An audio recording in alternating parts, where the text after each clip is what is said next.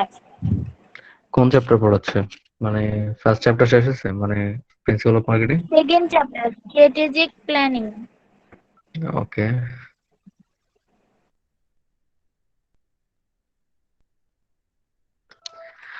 আচ্ছা, তো আমি আমার স্লাইডটা শেয়ার করতেছি, তো দেখা যাচ্ছে তো না? আজকে হচ্ছে আমরা যেটা দেখবো সেটা হচ্ছে বিজনেস স্ট্রাকচার, যে কি কি টাইপের বিজনেস আছে ইয়াতে এখন অ্যাভেলেবেল। সেটা হচ্ছে শুরুতে যেটা আছে যে টাইপ অফ বিজনেস স্ট্রাকচার, যেমন হচ্ছে সোল ট্রেডার, তারপর হচ্ছে পার্টনারশিপ, লিমিটেড কোম্পানিজ, কোঅপারেটিভ, আর হচ্ছে ফ্র্যাঞ্চাইজিস। এবং এখানে আমরা শুরুতেই আজকে দেখবো হচ্ছে সোল ট্রেডার্স আর হচ্ছে পার্টনারশিপ সম্পর্কে দেখবো আর কি, যে এটা আসলে কি। সো সোল ট্রেডার্স জিনিসটা কি, নাম থেকে কি বুঝতেছি যে সোল ট্রেডার্স বলতে কি বোঝাচ্ছে? স্যার সিঙ্গেলি যে একটা বিজনেস করে আহ, সেটা। হ্যাঁ, তার মানে হচ্ছে একজনের ওনারশিপে যখন একটা বিজনেস হবে, তার মানে হচ্ছে একজনই মালিক থাকবে, তাকে আমরা বলতেছি হচ্ছে সোল ট্রেডার্স। এবং এই ক্ষেত্রে যেটা করতে হবে যে এই টাইপের বিজনেস এস্টাবলিশ করার জন্য ওনারশিপ লাগবে, যে আমি মালিক এবং আমি হচ্ছে এই বিজনেসটা করতে পারবো। এই ক্ষেত্রে কোম্পানিতে এমপ্লয়ির সংখ্যা থাকতেও পারে, নাও থাকতে পারে। দেখা যাচ্ছে একাধিক এমপ্লয়িও থাকতে পারে, বা আমি একা একাই বিজনেসটা রান করতে পারি। এবং যদি একজন বিজনেসটা করে, তখন তাকে আমরা বলতেছি হচ্ছে সোল ট্রেডার্স। আর যদি ওনার সাথে আরো দুই একজন অ্যাড হয় বা একের অধিক হয়ে যায়, তখন আর এটা সোল ট্রেডার্স থাকে না। এবং সোল ট্রেডার্স এর ক্ষেত্রে যেটা হবে যে যে মালিক সেই হচ্ছে বিজনেস।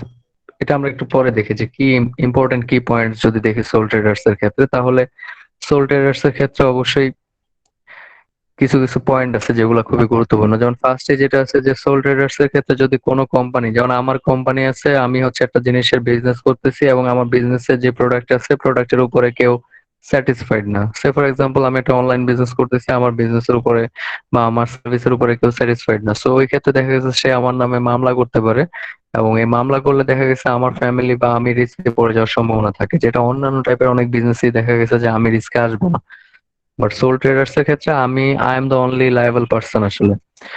আর এই ক্ষেত্রে আরেকটা জিনিস হচ্ছে সোল ট্রেডার্স এর ক্ষেত্রে, সে ফর এক্সাম্পল আমি একটা বিজনেস করতেছি, সো আমার বিজনেসের একটা লোগো আমি সেট করছি। সো লোগো সেট করার ক্ষেত্রে আমার লোগোটা অন্য কোনো পাবলিক দেখা গেছে ইউজ করতে পারে, যেটা কোম্পানির ক্ষেত্রে হবে না। যে আমি যদি কোম্পানির মালিক হই, তাহলে আমার লোগো কেউ ইউজ করতে পারবে না বা কোম্পানির নেম ইউজ করতে পারবে না।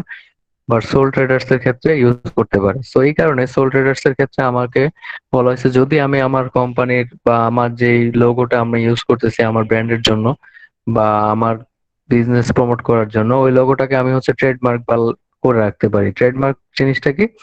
ট্রেডমার্ক হচ্ছে মেইনলি তিন ধরনের জিনিস আছে, একটা হচ্ছে কপিরাইট, একটা হচ্ছে প্যাটেন্ট, আর একটা হচ্ছে ট্রেডমার্ক। কপিরাইটটা হচ্ছে, মনে করো কোনো একজন কোনো একটা আর্ট রিলেটেড কোনো একটা ওয়ার্ক করছে, কোন একটা মুভি তৈরি করছে, কোন একটা গান বানাইছে, তো ওইটার জন্য সে যেটা করবে সেটা হচ্ছে কপিরাইট সে পাবে। তার মানে হচ্ছে সেটা শুধুমাত্র তার কাছেই, মানে মানে সেটা যে তার জিনিস বা সেটা সৎ মালিক যে সে, এটা প্রমাণিত হবে কপিরাইটের মাধ্যমে। এবং কপিরাইটটা প্রায় দেখা গেছে সে যতদিন বেঁচে থাকে, যতদিন পর্যন্ত সে কপিরাইট বিক্রি না করে দিবে, দেখা গেছে উনি মালিক থাকবে। প্যাটেন্ট আরেকটা টাইপ আছে। প্যাটেন্ট হচ্ছে মেইনলি, এগুলাকে বলা হয় মেইনলি ইন্টেলেকচুয়াল প্রপার্টিজ, যে আমার বিজনেসটা অবশ্যই আমার একটা ইন্টেলেকচুয়াল প্রপার্টি। সিমিলার ওয়েতে আমার হচ্ছে আমি যদি কোনো একজন গবেষক হয়ে আমি নতুন কোনো কিছু ডেভেলপ করি, সে ফর এক্সাম্পল কোনো একটা ভ্যাকসিন বা কোনো একটা মেডিসিন আমি যদি আবিষ্কার করি, তাহলে আমি ওইটার জন্য প্যাটেন্ট নিতে পারবো। এবং প্যাটেন্টের জন্য অ্যাপ্লাই করা হয় হচ্ছে ওয়ার্ল্ড ট্রেড অর্গানাইজেশন, ডাব্লিউটিও, যেটা আর কি, ওদের কাছে অ্যাপ্লাই করা হয়। এবং ওরা মোটামুটি 20 ইয়ার্স এর জন্য হচ্ছে তারা প্যাটেন্ট দিয়ে থাকে, যে এটা তোমার প্রোডাক্ট, তুমি এই 20 বছর বিজনেস করবা, 20 বছর অন্য কেউ এটা বানাইতে পারবে না। যদি বানাইতে চায় তাহলে তোমার কাছ থেকে অবশ্যই তাদেরকে কিনে নিতে হবে ফর্মুলা। এবং 20 ইয়ার্স পরে হচ্ছে এটা ফ্রি করে দেওয়া হয়। তার মানে হচ্ছে তুমি যে খরচ করলে, এত টাকা খরচ করে তুমি একটা জিনিস আবিষ্কার করলা, কারণ একটা ওষুধ আবিষ্কার করতে প্রায় বিলিয়ন বিলিয়ন ডলার খরচ হয়। সো এই যে টাকাগুলো তোলার জন্য হচ্ছে তোমার কি করা হবে, তোমাকে একটা বিজনেসের দেওয়া হবে। সিমিলার ওয়েতে ট্রেডমার্কটা হচ্ছে মেইনলি বিজনেসের ক্ষেত্রে, যে তোমার ডেভেলপ করা কোনো একটা লোগোকে যদি তুমি প্রোটেক্ট করতে চাও ইন্টেলেকচুয়াল প্রপার্টি হিসাবে, যেটা আমি ইউজ করবো না, কেউ ইউজ করতে পারবে না, তো এটার জন্য তোমাকে কি করতে হবে, ট্রেডমার্ক নেওয়া লাগবে। আর এখানে আরো কিছু জিনিস আছে, যেমন হচ্ছে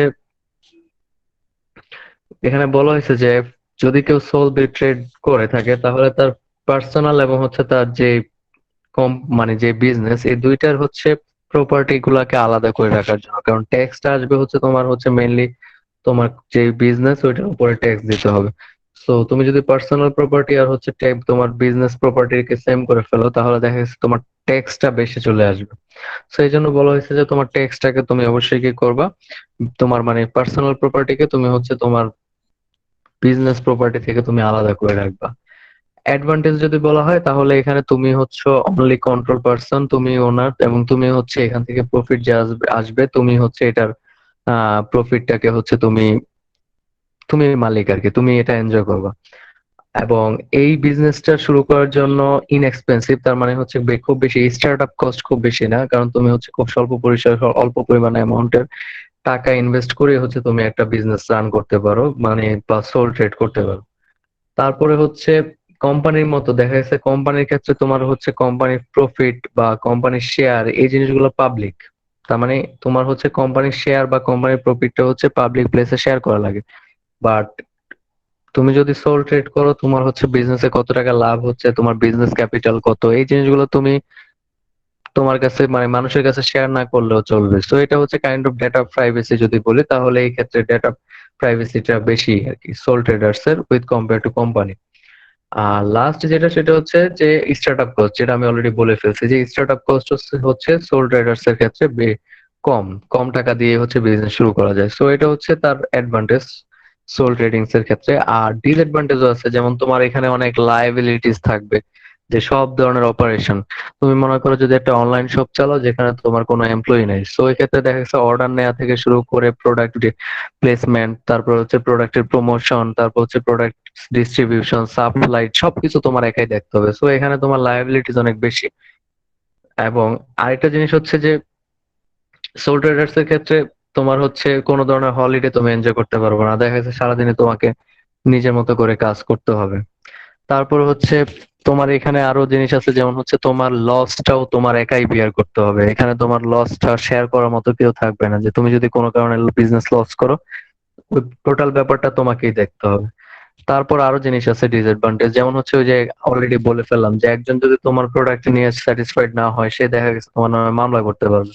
তো মামলা করলে, কোম্পানির নামে মামলা করলে কিন্তু তোমাকে জেলে নেবেন, বাট তোমার নামে মানে তুমি যদি সোল ট্রেডার্স এর মালিক হও দেখা গেছে তোমাকে তখন জেলে নেবে। ঠিক আছে। তো এখানে মেইনলি হচ্ছে লায়াবিলিটি অনেক বেশি, রিস্ক অনেক বেশি। সো এবং তোমার প্রচুর পরিমাণে রেসপন্সিবিলিটিস পালন করা লাগে সোল ট্রেডিং এর ক্ষেত্রে। পার্টনারশিপটা হচ্ছে যখন একের অধিক মানে হচ্ছে একজনের বেশি লোক যখন হচ্ছে কোনো একটা বিজনেস কে হচ্ছে কি করবে, দাঁড় করানোর চেষ্টা করবে, এবং তারা একটা এগ্রিমেন্টে থাকবে যে তারা হচ্ছে কি পরিমাণ প্রফিট করবে, কন্ট্রিবিউট করবে, কে কত পার্সেন্ট শেয়ার হোল্ড করবে, তারপর হচ্ছে প্রফিটের কত পার্সেন্ট কে পাবে, লসের কত পার্সেন্ট কে বিয়ার করবে। এই ব্যাপারগুলো যখন থাকে তখন তাকে আমরা বলি পার্টনারশিপ বিজনেস। তার মানে হচ্ছে যখন একটা বিজনেসে একের অধিক কি থাকবে, শেয়ার থাকবে, শেয়ার হোল্ডার থাকবে, এবং তাদের মধ্যে কি থাকবে, একটা এগ্রিমেন্ট থাকবে, যে এগ্রিমেন্টটা হবে বিশেষ করে তাদের ইনভেস্টমেন্ট, তাদের প্রফিট লস এগুলা পার্সেন্টেজের উপরে। সেটাকে আমরা বলি হচ্ছে পার্টনারশিপ বিজনেস। এবং পার্টনারশিপ বিজনেসটা হচ্ছে মেইনলি, পার্টনারশিপ বিজনেসের ক্ষেত্রে দেখা গেছে যে এটা একটু ডিফিকাল্ট, এবং এখানে লায়াবিলিটিসটা অনেক বেশি উইথ কম্পেয়ার টু কর্পোরেশন।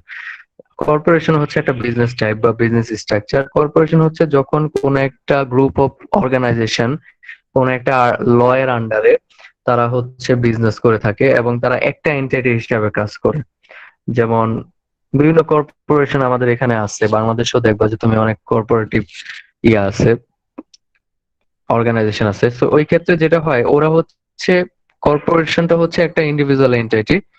এটা হচ্ছে তোমার মেইনলি যে মানে এটা হচ্ছে একটা ইন্ডিভিজুয়াল হিসাবে অ্যাক্ট করে, একটা কর্পোরেশন একটা ইন্ডিভিজুয়াল। যেমন আমরা সোল ট্রেডিং এর ক্ষেত্রে যেটা দেখছি, যে কর্পোরেশনের ক্ষেত্রে সেম, সোল ট্রেডিং এর ক্ষেত্রে একটা লোক কি করতে পারবে, লোন নিতে পারবে ব্যাংক থেকে।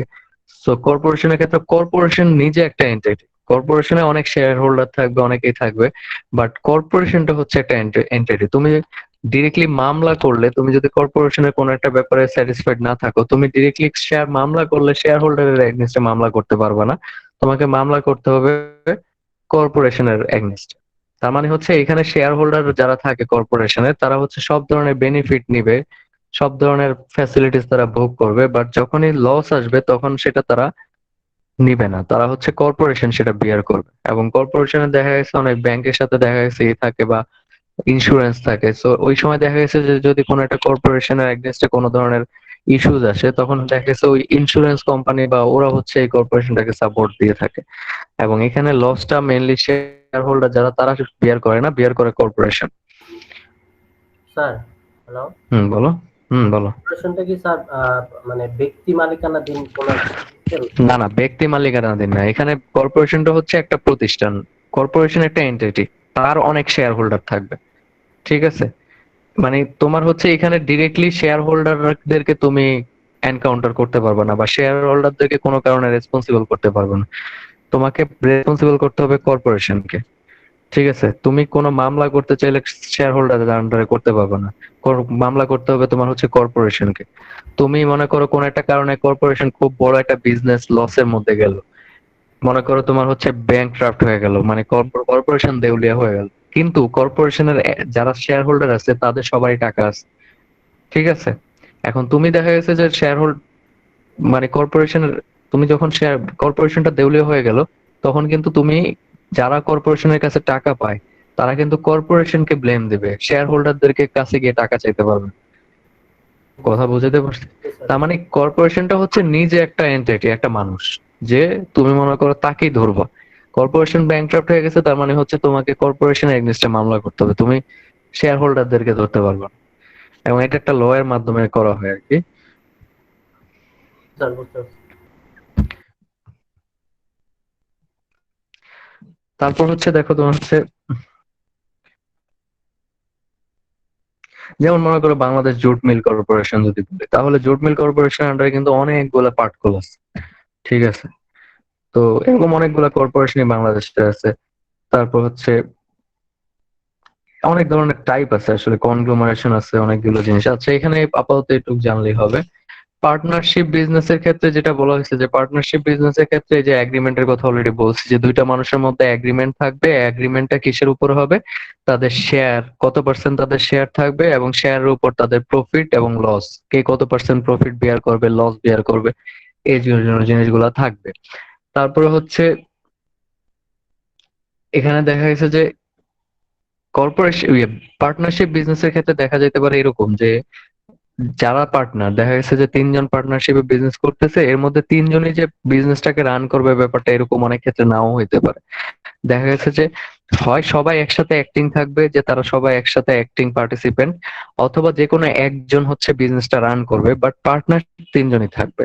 যে মনে করো তিনজনের মধ্যে একজন বিজনেসটা রান করতেছে, বাকি দুইজন পার্টনার হিসেবে আছে, বাট তারা বিজনেসটা দেখাশোনা করে না, তারা জাস্ট প্রফিট লস হিসাব করে। ঠিক আছে, সো বিজনেস রানিং এর ক্ষেত্রে দেখা গেছে যে সবারই পার্টিসিপেশন থাকতে পারে, অথবা যে কোনো একজন রান করতে পারে। অ্যাডভান্টেজ যদি বলা হয় তাহলে পার্টনারশিপের অ্যাডভান্টেজ হচ্ছে এটা হচ্ছে ইজি এবং কোম্পানির চাইতে এক্সপেন্সিভ, মানে লেস এক্সপেন্সিভ। তার মানে হচ্ছে কোম্পানি যে দেওয়ার জন্য যত টাকা লাগবে তার চেয়ে তোমার হচ্ছে পার্টনারশিপে বিজনেস করতে কম টাকা লাগবে।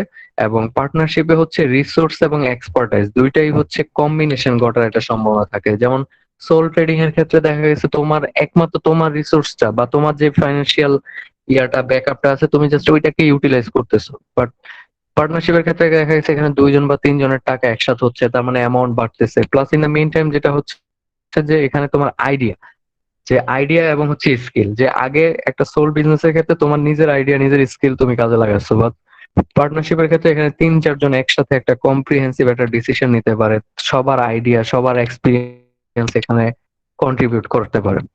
তারপর হচ্ছে ডিসিশন মেকিংটাও হচ্ছে খুবই ইজি, কারণ হচ্ছে এখানে একাধিক ব্রেন একসাথে কোনো একটা সিচুয়েশন নিয়ে চিন্তা করতেছে। সো একাধিক ব্রেন যখন একসাথে চিন্তা করতেছে তখন ব্যাপারটা ইজি হয়ে যায় যে কোনো প্রবলেম সর্ট আউট করার জন্য। আর ডিসঅ্যাডভান্টেজ যদি বলা হয় তাহলে পার্টনারশিপ যদি তুমি যদি ওনারশিপ ট্রান্সফার করতে চাও, দেখা গেছে তিনজনের মধ্যে তুমি মনে করো বিজনেসটা বেচে দিতে চাচ্ছ, তিনজনের মধ্যে মনে করো তুমি বিজনেস বেচে দিতে চাচ্ছ, তুমি থাকবা না পার্টনারশিপে। সো এখানে এগ্রিমেন্ট লাগবে, যে সবার পারমিশন লাগবে, সবার কাছ থেকে তোমার নিতে হবে যে আমি থাকতে চাচ্ছি না, আমি চাচ্ছি যে আমার ওনারশিপ বেচে দিব। এখন বেচে দিলে কাকে অ্যাড করবা, থার্ড যে মানুষকে অ্যাড করবা, বাকি দুইজন ওইটাতে এগ্রি করে কিনা ওইটাও তোমার দেখতে হবে। এবং আরেকটা জিনিস হচ্ছে যে এখানে তোমার যারা পার্টনার থাকে তারা সবাই হচ্ছে, যেমন অনেক ক্ষেত্রে দেখা গেছে পার্টনারশিপ বিজনেসে লোন নেওয়া হয় বিজনেস ব্যাংক থেকে।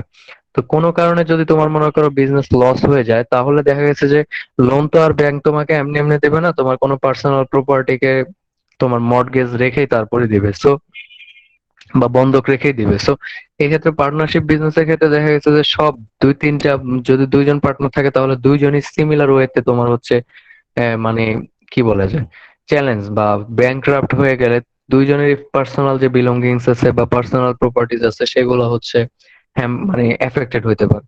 তার মানে এখানে দুইজনের রিস্ক সমান সমান, যে কোনো কারণে ব্যাংক লস বা বিজনেস লস খাইলে দুইজনেরই দেখা গেছে যে তার পার্সোনাল যে প্রপার্টিজ আছে সেগুলো হারাইতে হওয়ার সম্ভাবনা থাকে।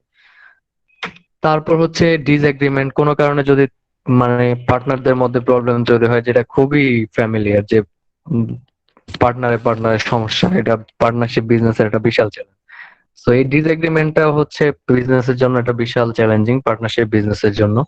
তারপর হচ্ছে কোনো কারণে যদি কোনো একজন বা কোনো পার্টনার, দেখা গেছে দুইজন পার্টনারশিপে বিজনেস করতেছে, কোনো এক পার্টনার যদি মারা যায় তাহলে দেখা গেছে যে ওইটার পার্টনারশিপ বিজনেস থাকবে না। তখন যদি ওই ফ্যামিলির কেউ আবার ওই দায়িত্ব নেয় তাহলে হচ্ছে পার্টনারশিপ কন্টিনিউ হবে, আদারওয়াইজ দেখা গেছে সোল, কোনো কারণে এটা দেখা গেছে হয় বিজনেস এক্সিস্টেন্স হারাবে, না হয় হচ্ছে সোল ট্রেড পরিণত হবে।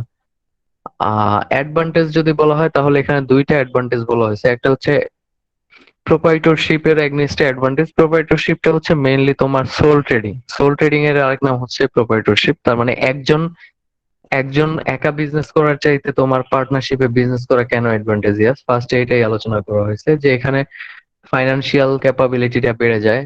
কারণ হচ্ছে একজন বিজনেস করলে টাকা কম থাকে, দুইজন বা তিনজন যদি এড হয় তাহলে টাকার পরিমাণ বেড়ে যায়। সিমিলার ওয়েতে ফাইনান্সিয়াল ক্যাপাবিলিটির সাথে সাথে স্কিল, এক্সপার্টাইজ, এক্সপিরিয়েন্স এগুলোও বেড়ে যায়, কারণ আগে একজনের এক্সপিরিয়েন্স দিয়ে বিজনেস করতো, এখন একাধিক এক্সপিরিয়েন্স অ্যাড হচ্ছে। সো এটাও একটা গুরুত্বপূর্ণ জিনিস। এবং আরেকটা জিনিস হচ্ছে ডিসিশন মেকিং এ হচ্ছে ইজি হয়, যে এখন দেখা যাচ্ছে যে কয়েকজন, এটা অলরেডি বলছি যে কয়েকজন মিলে হচ্ছে তোমার ডিসিশন মেক করতে পারে। আর যদি অ্যাডভান্টেজ কর্পোরেশনের এগেইনস্টে দেখা হয় তাহলে এটা হচ্ছে লেস এক্সপেন্সিভ। কর্পোরেশনে দেখা যাচ্ছে অনেক বড় বিজনেস, তো এটা হচ্ছে ওটার চাইতে কম। এবং এখানে হচ্ছে মোর পার্সোনাল, তার মানে এটা কোনো ফর্মাল না। কর্পোরেশন হচ্ছে একটা ফর্মাল অর্গানাইজেশন বা ফর্মাল সেটআপ, এটা হচ্ছে পার্সোনাল, মোটামুটি পার্সোনাল বিজনেসের মতো আর কি। তো এই হচ্ছে মোটামুটি পার্টনারশিপ বিজনেস এবং হচ্ছে সোল ট্রেডিং কি জিনিস এটা নিয়ে আর কি একটু আজকে পড়ানো। এখানে নেক্সট দিন হচ্ছে আমাদের যে টপিক গুলো আছে সেটা হচ্ছে আর যে বিজনেস টাইপ গুলো আছে সেগুলো নিয়ে পড়বো আর কি। লিমিটেড কোম্পানিজ, কোঅপারেটিভস আর হচ্ছে এটা পড়বো, ঠিক আছে? তো কোনো কোশ্চেন আছে কারো?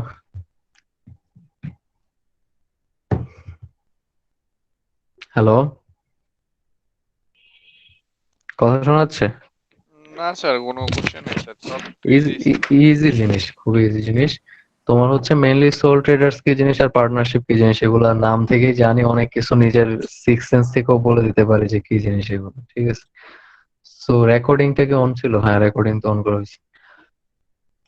তো এটাই আর কি, একটু দেখো আজকে স্লাইডটা আমি এখন দিয়ে দিব তোমাদের বিএলসি তে, আর হচ্ছে বিএলসি তে একটা কোশ্চেনও দেবো আজকে স্লাইডের উপরে, শর্ট কোশ্চেন অ্যান্সার